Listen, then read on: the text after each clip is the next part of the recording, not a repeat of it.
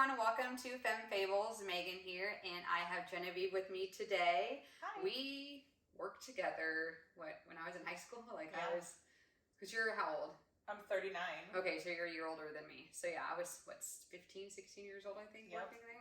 Oh now it's like a scuba or something. Scuba, TV, and daycare all in one. Yeah, right, yeah, a one-stop shop. So we worked at this like little Italian market when we were teenagers.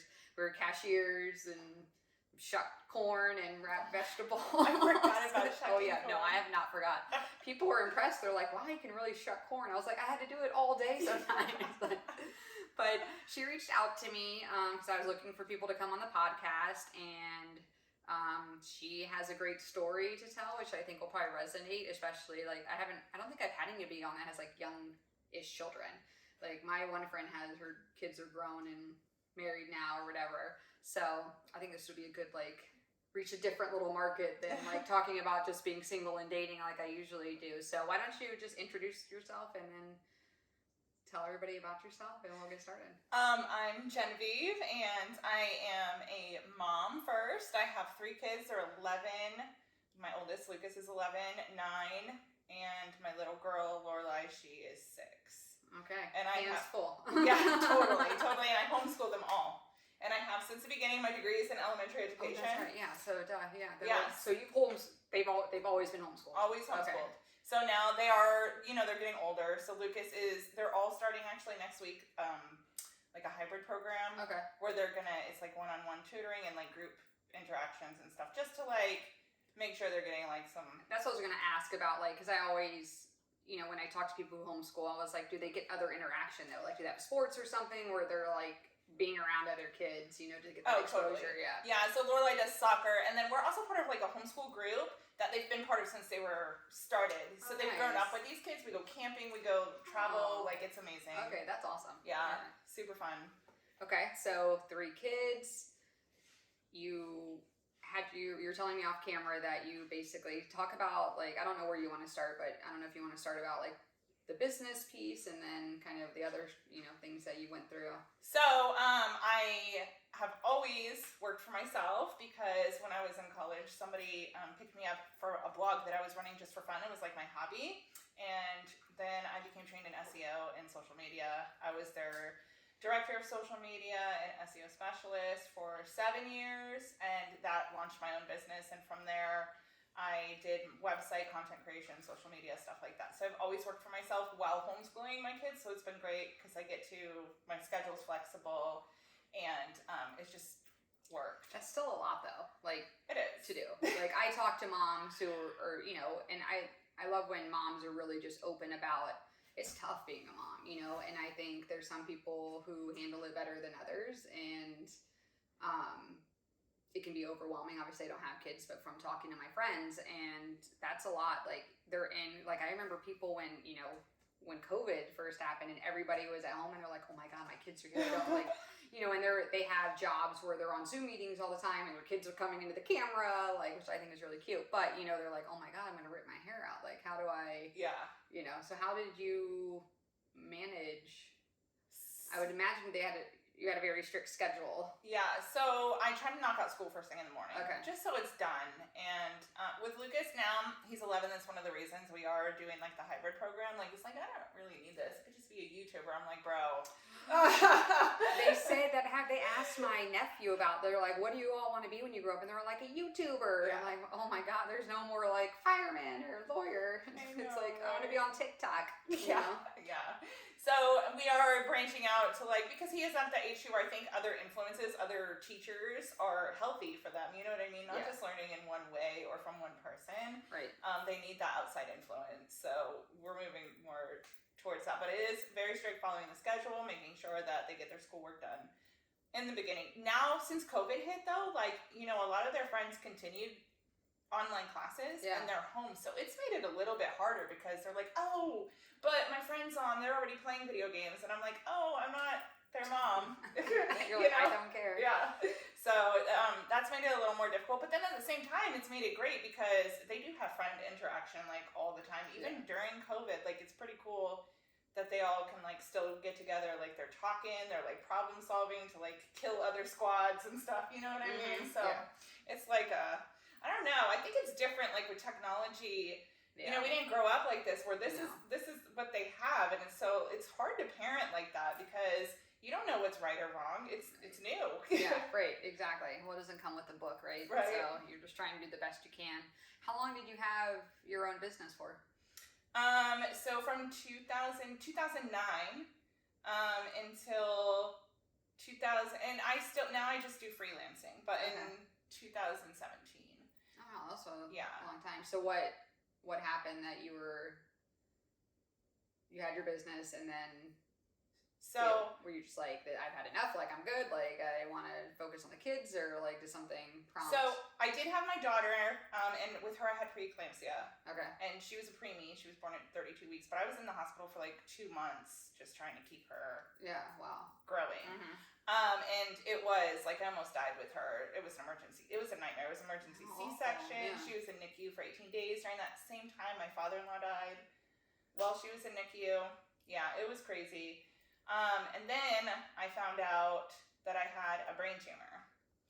So right after that, within that same year, and then Lorelai also had a heart murmur. So the same week that I had my brain surgery, she had heart surgery, like 2 days before. It was a wild time. So I had to stop working. Your husband, like, that's a lot. It was a lot. For everybody all around. Like, and you have 2 other kids still that need to be taken care of, and like... It was a lot. And I'm not even going to lie, John had to stop working because he had to take care of me and the kids. Yeah.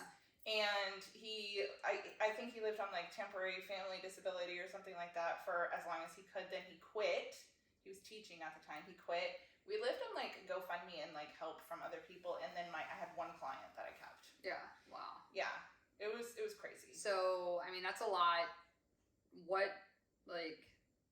A lot of people would just be like, I just want to give up. Like, this is really hard. Like, you know what I mean? Like, what do you think helps, like, just stay positive and keep going and, like, not, because people could so easily just be like, why me? Why is all this happening to me? Like, oh my God, like.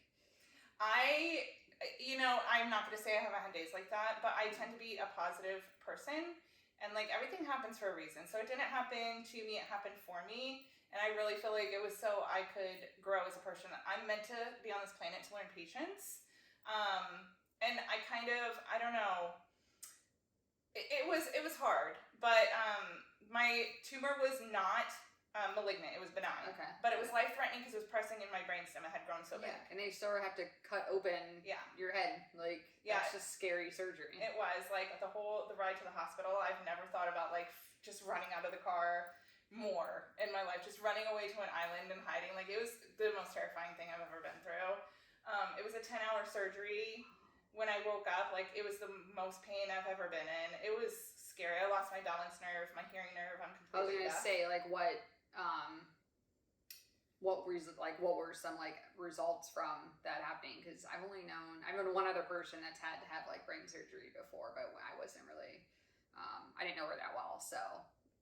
Yeah, I lost my balance nerve, so like I couldn't like tie my shoes or even like lift my leg up. Like I had to do OT and PT. I lost my hearing nerve, so I'm deaf on that side. So that's been a little difficult, especially with COVID, like because I lip read a lot. Okay. Especially in like restaurant settings and stuff. So that's been challenging. But I did physical therapy. I did OT. I lost 100 pounds, and I kind of just got my life together. You know what I mean? Like, it kind of just forced me to, like, reevaluate and reprioritize. And that was, like, my kids and my health. My health had to come first. So I started clean eating. I started, like, by walking. Then I moved into, like, doing jazzercise. Then COVID hit, and I got a Peloton. Oh, nice. My friends love their Peloton. You like it? I love it. Yeah, I've heard people, I know, like, you heard about it so much, and then people are like, I'm obsessed with it, I love it. I'm like, I don't know. I do Orange Theory, and I'm like, I don't know if I would work out that hard on the Peloton. I don't know. So I worked my way up, and now I do 45-minute classes, and it's like over 600 calories. Really? Yeah, and it's really what pushed me into, I had lost about 60 pounds, and I was like stagnating. I couldn't go anywhere, and then I got the Peloton. The other 40 flew off. Really? Yeah. You really need a Peloton. Yeah. I was like, I It's just so want to lose like convenient. 15 more pounds. That's all I want. But okay, so I mean, yeah, that's a big struggle. You know, like you said, staying positive is a huge part of it. So kind of take me through like going through that and like where you're at now. Like, so after doing all of that and kind of reprioritizing my health, now I'm in a space where I do want to work now. My kids are moving on to their next adventures in life. They're growing, and you know, they're at their friends' houses more. They're doing stuff more. I'm not like in baby mode anymore. right, yeah. So, and I do enjoy working. I love working. I love social media. And so I'm working with my sister on a project. We're launching an NFT collection. And I'm working with one of my friends where we're going to show, like, I really love TikTok, and I'm going to focus on that with my social media. Yeah. Becoming a TikTok specialist. And we're launching a channel where we show, like, how you become, like, creating user-generated content, becoming an influencer, like, showing the ups, the downs, the revenue, like, all of it. Like, being truly authentic and transparent with it. Do you think TikTok's where it's at, like, for exposure? I mean, everybody's obsessed with TikTok, I feel like. I do. So it's it generates more traffic and searches than Google right now, which you can learn anything, and I've learned so much about myself on TikTok. My workouts, my hair, my makeup, my skincare, like everything. I was like, your skin and makeup looks great. Thank you. I'm gonna follow who you're following on TikTok. Well, I learned a lot about narcissism from TikTok, like during this podcast and going through my breakup. You know. Yeah, like anything you want, you can learn about anything, and the best thing is like it's 60 seconds to 3 minutes, and you can fast forward and like take what you want from it, you know. And you're right though. I think that's like they want in and out, like give me what I need and let me keep going. Like my friend was looking at buying a shelf, for example, and she's like, let me go look on TikTok. And on TikTok, it's like, here's how to put yourself, like make a shelf yourself real quick. You know what I mean? Like, you know, there's so many things to it. You're right. Like that's maybe I need to focus more on TikTok. I'm telling you, I have a friend, she, and I've been helping her because I still am doing like web design and social media on the side just to kind of, you know, make some money, and that's all my word of mouth from previous clients. Yeah. But I have a friend from our homeschool group, and she just got a book deal, and she's trying to grow her TikTok. I told her, just focus on TikTok, don't use any other social media, and I'm just helping her, like just friendly help, and she's grown 1,000 followers just this week on the advice I gave her last week. All right. You're hired. No, you're hired. If anybody, reach out to Jenivieve if you need her to help you with anything. I was like, so focus on TikTok. Yes. Don't post, and it'll just like. So for me, like, you know, when Facebook and Twitter first came out, that was my thing, because that was back when people were like, social media, like nobody even believed in it. Yeah. No. Yeah. And now it's like everything, but like, and so I was into it then, but I feel like Facebook has kind of become like, people are really. It can be argumentative. It's not the most positive space. I feel like on TikTok, people want to support others. People want to see you do well. They want to like be part of that. I feel like it's a much more supportive community. Of course, you can land on the wrong side of anything. I was like, I got some very negative comments about one of the videos I posted. Did you? So I posted a clip about saying that if a guy asks you out, it's nice if they pay for the date. I'm like, trust me, I can pay for myself, but it's a nice gesture. I had men comment, men. They called me a spoiled brat. I could buy your own shit. Oh yeah, I'll show you the comments. Oh my gosh. Yeah, you landed on the wrong side of TikTok. There's a girl. I was on the wrong side of TikTok. Yes, there's a girl. She like, she is made her entire page about coming after men like that, like just get on to like degrade women and why are you talking to me like that? You don't know me. Like the fact that people, you're right. Like I do think Facebook's a lot more argumentative. Like just I'm surprised Facebook's still around. And then I do feel like from what I've seen from TikTok, there is a lot more support and like. I think once people get to know you, and I think maybe doing that more, like actually not just posting clips of me doing the podcast, but of me just like talking, you know, about you know what I came back from a date tonight, like it went really well, or you know, it didn't, or so people get to know you a little bit more. But I was just like, damn, like there were some people that just engaged and were like, yeah, I think whoever asked should pay. I had men comment, and it was like, my wife's never paid for any dinner in her lifetime, like, you know what I mean? I think a man should always pay, but there were some men that like, but come on, you have a chip on your shoulder if you feel the need to talk to somebody like that in general. Right. Like, whether you're a man or woman. Leaving a comment like that. Right. Like, who are you? Embarrassing. It is. I wanted to be like, who hurt you? Like, who? Are you mommy issues? Like, what has happened? I was like, don't do it, Megan. Like, just rise above. But, so, I mean, that's a great, so, you know, I think there are a lot of women who stay at home or stay at home when they start having kids, because sometimes it's more cost effective. Like, my mom stayed at home because they couldn't afford daycare for 3 kids. Yeah. And it was less money just for her not to work. So that was awesome that you're able to still do both. I think that gives, you know, hopefully, you know, some moms out there that still want to make an income or, you know, doing stuff. But I think social media gives women that so much more now. Like, it does. Yeah. To be able to, like, you see moms and single moms, like, on TikTok, and they're, you know, invented something that's really cool, and now they're got bought out by a company. Yeah. And, you know, it's pretty awesome to see that. Like, I'm like, I wish I could come up with something cool. There's so many ways right now. I think also the pandemic really brought that out. You know, people, it changed their perspective, and it also really did put a focus on social media because that's how people were interacting, right? Mm-hmm. So I think that you could be a blogger. You can have a TikTok channel. There's one mom that she got like 1 million followers in her first like week by just showing her messy house. Like, she's like, this is just my reality, you know? And like, just the authenticity. Yeah. That's so valuable. People don't want to see like your Instagram perfect like house. It's not real. Right. You know what I mean? Yeah. So Agreed. I think that's why TikTok's kind of exploding. But there's social media that's like, for example, when I do the NFT collection with my sister, that's going to be more like we have to be on Twitter and Discord. Like, there's appropriate social media channels for like different things that you're doing. Yeah. And so I think it really depends. But TikTok as a platform, like, I think is good for everything. Yeah. No, that's true. Like, I remember there was somebody, there's a ton of them on there, but like, they literally just walk around their house and try on clothes. They don't even talk. My friend followed, and I was like, what are we watching? Yeah. Like, I personally probably wouldn't watch that, but you know what I mean? People get into some, you know what I mean? People are interested in different things. Like, it's true. Like, there's ASMR. There's so much stuff out there now. There's something for everybody. Yeah. Yeah. Really if you find your little niche, mm-hmm. and you do it well, like, you're gonna make it. So it's about consistency more than anything. Right. And that's what, like, people have told me, like, even, you know, I've had this podcast over a year, but like, consistently posting, like, you know what I mean? Or trying to,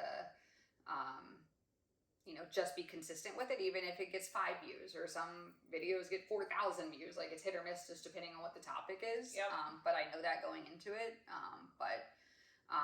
What advice, you know, COVID was hard, I think, for a lot of parents, especially moms because predominantly, like, I think, not predominantly, but, you know, I don't want to stereotype, but moms probably had to kind of pick up the weight a little bit more on, like, making sure the kids log in and do the schooling or whatever. And it was tough because I've had my friends that are moms be like I told you, I want to rip my fucking hair out. Like, I want to start drinking at 10 a.m. because I can't handle this. You know what I mean? So what advice would you give anybody who's, like, maybe going through a tough time and has kids? Because you went through a lot, and that's not easy to come out of. Like, a lot, like you said. Everybody has dark days. I do too. Like, you know what I mean? And I don't have kids or anything to blame it on. It's just you get into a funk sometimes. Yeah. So, like you said, you stayed positive, but like, was there anything else or advice you'd give somebody?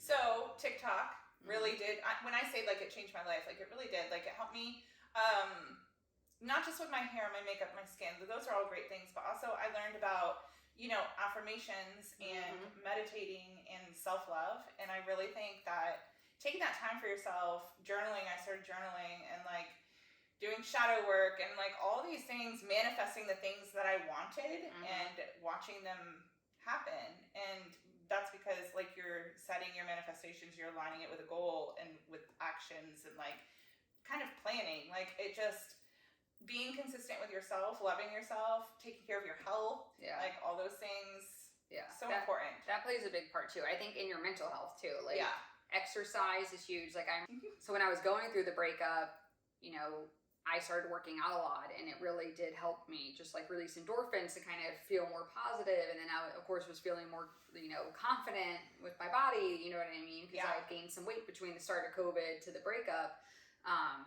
You know, exercise really helps me. Yeah. I'm bad at meditating. I need to be better because I think it's super helpful. I'm big into affirmations, and just like keeping a positive mindset and trying to have positive thoughts and things like that. And then, manifesting is a big thing for me as well. Like, they say like, already envision you're at your goal, yes. Like kind of thing, yes. To get there. Feel it. Right. And it's like, part of it's like growing this whole like YouTube channel and things like that. And like, I'm trying to work up to like 500 subscribers, which is hard because you have so many people that are doing podcasts and YouTube and you know what I mean, that are out there that you're like, okay, well, what sets me apart? Like, why? I'm just and there are a lot of famous people have them, like, yeah. Joe Rogan has the most watched. Right. Which he's, Right. I was listening to Gary Vee on the way over here. Yeah. But the thing, and I think Gary Vee actually said this, yes, there are a million people out there doing it, right? But you could walk down the water aisle, water comes out of your faucet. How many brands of water are there? That's true. I like Gary Vee. I follow him on Instagram. Yeah. Yeah. He keeps it real, which I like. He does. And he curses, and which I also like. He explains things really well, too. Yeah. And it was a 20-minute podcast just on, like, NFTs and stuff and, like, just people asking questions. Mm-hmm. And the way he answers, it's just so easy to, you're like, oh, I didn't think of it that way. You know what I mean? And so I think also just, learning in general, like, it's just so important. It's one of the things that I did homeschool my kids for. I want them to have a level of learning because there is not a day that goes by that I'm not learning something, you know? And especially in the world today, like you have to know how to learn. You have to love learning. Yeah. So yeah. And that was like the last thing I posted about this podcast. Like that's why I like having different people on because I get something out of every episode for myself, I take something away with me, like we're talking about social media. I'm like, oh, I didn't know that. Like, I take that away or just like, people, I always say everyday people have amazing stories, and that's the difference. I think it's like you see a celebrity podcast and they have other celebrities on. It's like, okay, great, you're all celebrities, but like the everyday person walking down the street probably has an amazing story to tell, like, of triumph and getting over things. And that's why I kind of like this platform. It's like, just everyday people, but they go through struggles, they overcome them, they have great stories, like, it's really cool to be a part of. So now I just got to work on growing it. So I'll take your advice. Yeah. I'll hit you up for more tips. Totally. Is there anything else you want to? I know we got like a few more minutes, so I don't know if there's anything else you want to. I think that's it. We talked about my NFT line and my. Explain NFT because some people may not. So I was like, what is that? It's a non-fungible token. I am still learning about it because there is a lot. It is a lot to digest. Like I have notes that I have taken, and just also learning about cryptocurrency in general. It is, it's a lot, but I think it's really important because that's what everything is going towards now. Yeah. So any chance I get, I'm listening to a podcast, I'm looking at a YouTube video, TikTok, something, learning about it. Mm-hmm. But NFTs are non-fungible tokens. It's a way, like Gary Vee described it as, like it's a digital asset. It's a way for you to show off what you have, like digitally. It's like somebody going to your page. He says that in like 10 years, you're going to be able to go to somebody's like open wallet and see like, oh, they're into this, they're into that, they have this. And that's how you're going to relate to people. Oh, okay. Yeah. That makes sense. Yeah. And then the other thing was the digital art. Yeah, so you have a piece of art, it's unique because it's on the crypto chain. Mm. So it has like a smart contract that proves that you own that. Like even if somebody takes a screenshot, they're not the true owners of it. Okay, yeah. So, and then it creates, I mean, not every NFT is going to be successful. It's greatly built around building a community. Okay. So that's where the importance lies. Or, somebody like Gary Vee who already has a following, he already has his community. Of course, he's made $90 million off NFTs. What? Yeah, it's crazy. It's crazy. But so the money is there. Like, we're going to do this. Like, yeah, and there is definitely a market for like women in NFTs and cryptocurrency because there's not a lot. And there was actually a brand that came out last year that said they were women owned, and it was found out that it was owned by men. Really? So it's predominantly male driven. Male dominated. Okay. Yeah. Yep. We're gonna things. Change that. It's like, isn't that mostly how it is? But no, that's awesome. Well, thank you for coming over and coming on. Thanks for having me. I think this is a really good topic and kind of covers a different variety of what I normally probably talk about, which is being single and dating and how much it sucks. No, I'm kidding. It's not that bad, But yeah, I appreciate it. So Thank you. I think, what was your title of this? You can end it with The comeback is greater than the setback. comeback is greater than the setback. I love that. Well, thank you guys for watching. If you're watching on YouTube and if you're listening on a podcast platform, thank you as always. And we will see you guys on the next one. Bye.